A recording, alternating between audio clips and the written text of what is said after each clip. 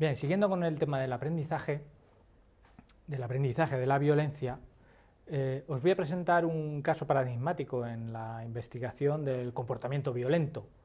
Y en este caso no precisamente porque lo haya aprendido, sino a resultas de un tremendo accidente. Es el caso de Phineas Gage, un trabajador que sufrió a mediados del siglo XIX un tremendo accidente que os voy a describir. Él era capataz en las obras del ferrocarril y además era el que supervisaba la colocación de las cargas explosivas. Al mismo tiempo, fijaros que ya era capataz, era un profesional muy bien considerado en su trabajo, era muy eficiente, capaz, repito, muy bien considerado, hacía muy bien su trabajo. Era riguroso, era metódico, pero no todos somos infalibles, y aunque su función era, ya os digo, supervisar la colocación de las cargas explosivas, pues tuvo un error. Y el error tuvo un error de actuación en una de estas colocaciones de explosivos y supuso que en un momento dado la carga explosiva que acababa de colocar explotara antes de tiempo, tan antes de tiempo que él ni siquiera se había retirado del lugar. La barra del metal, de hierro que había introducido en el orificio donde iba el explosivo salió disparada hacia arriba, le atravesó el cráneo entrando por debajo de su mandíbula y salió por encima, justo encima del ojo. Podéis ver ahí el gráfico. Una barra de metal que medía 1 metro de largo, tenía 3 centímetros de grosor y pesaba 6 kilos de peso. Pues eso salió disparado con la explosión, le atravesó la cabeza, penetrando por su mejilla izquierda y saliendo por la parte superior, en línea recta. A partir de entonces, en principio podría haber sido considerado un accidente mortal, pero Nicholas ni siquiera llegó a perder el conocimiento. Él siguió andando, hablando, hasta que fue atendido por un médico que 2 meses después le llegó a dar el alta. Fijaros con lo espectacular del accidente. El relato que se conserva hoy de sus síntomas, de lo que pasó, de cuáles fueron sus consecuencias, lo relata el propio médico, el doctor Harlow. Pues bien, a partir del accidente, cuando ya pasó el tiempo y sanó de las heridas, Nicholas Gage, que venía de ser un hombre cauto, eficaz, responsable, pasó a comportarse de una manera totalmente diferente. Era irresponsable, blasfemaba con frecuencia y de un modo impulsivo, era irreverente, perdió toda la educación que antes conservaba, parecía haberla perdido. Al mismo tiempo se convirtió en muy obstinado, muy testarudo. Antes que era dialogante, negociador, pues todo lo contrario. Y en numerosas ocasiones su comportamiento fue violento.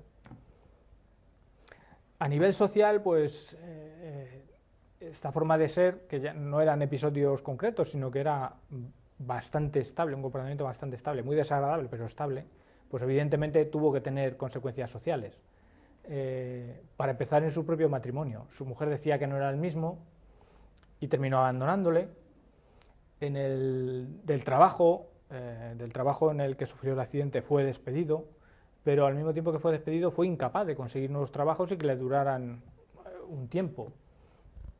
De tal manera que acabó viviendo de forma errante, tan errante que acabó en un circo en el que él mostraba las secuelas de su herida. Al fin y al cabo tuvo bastante celebridad en su tiempo debido al accidente y al hecho de haber sobrevivido a ese tipo de accidente. Y él iba a las sesiones del circo y era expuesto allí con su barra, mostraba sus heridas y en eso quedó. Luego al final os contaré qué fue de él.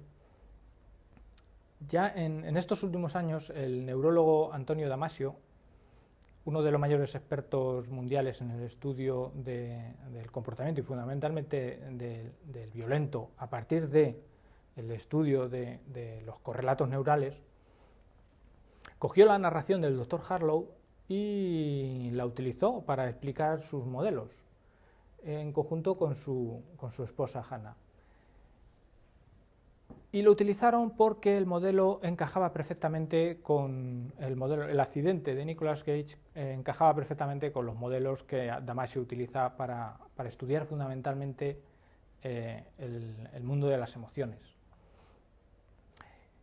Entre otras cosas porque Damasio sostiene que hay una relación fundamental muy fuerte entre los lóbulos frontales del cerebro, las emociones y las tomas de decisiones, mediante lo que él llama marcador somático, que intentaremos explicar en qué consiste este concepto tan complejo.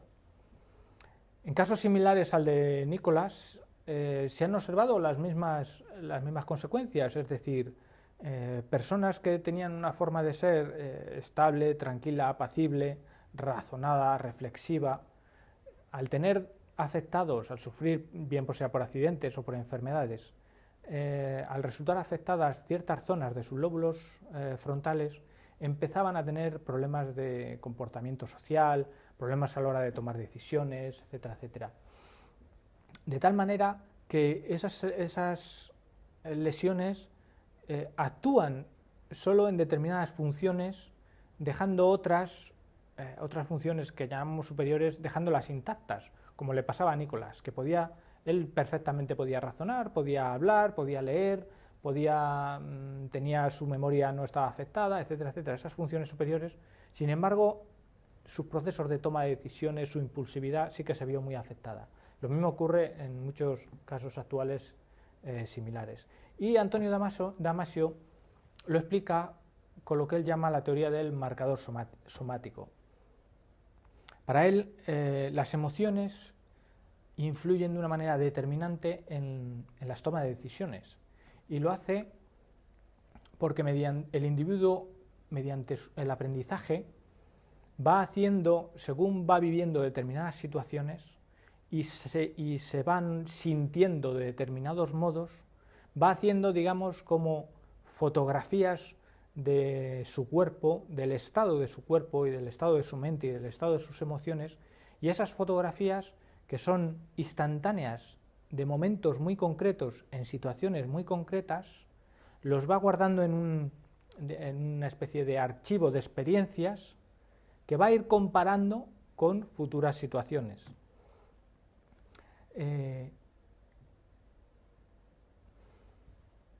Esas situaciones, ese archivo de instantáneas se va guardando y se va comparando con esas futuras situaciones, al mismo tiempo que va viendo si corresponden con las consecuencias que obtiene, con las consecuencias que querría obtener, etcétera, etcétera, de manera que se va produciendo una evolución, un aprendizaje a partir de esas formas de ser, de esas instantáneas.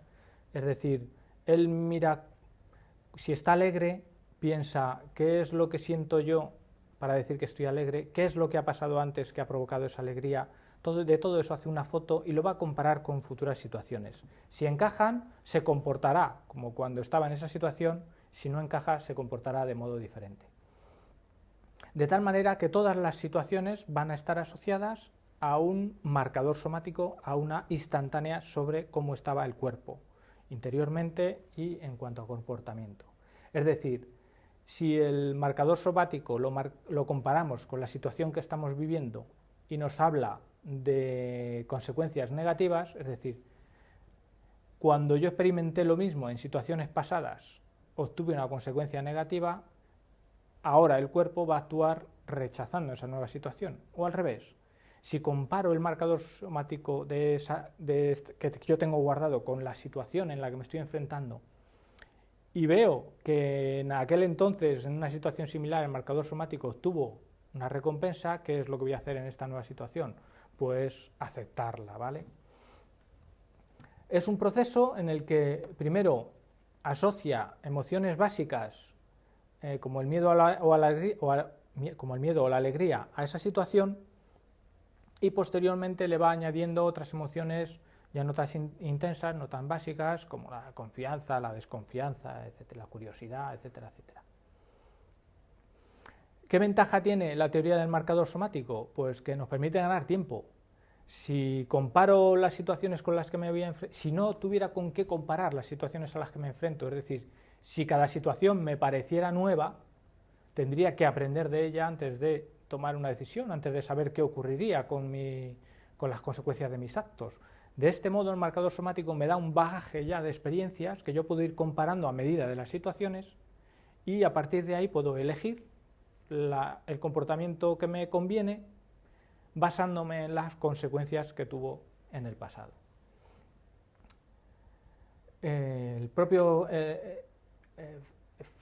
Os comenté que os iba a contar el final de Phineas. No llegó el médico que le estuvo tratando, no llegó a valorar si murió a resultas de esas heridas o a resultas de los comportamientos posteriores. En cualquier caso, murió a la edad de 38 años, producto de crisis epilépticas. Y hoy por hoy se puede conservar tanto el cráneo como la foto. Habéis visto la imagen que habéis visto es la real de su cráneo, es una recreación real de su cráneo que se conserva en la Universidad de Harvard.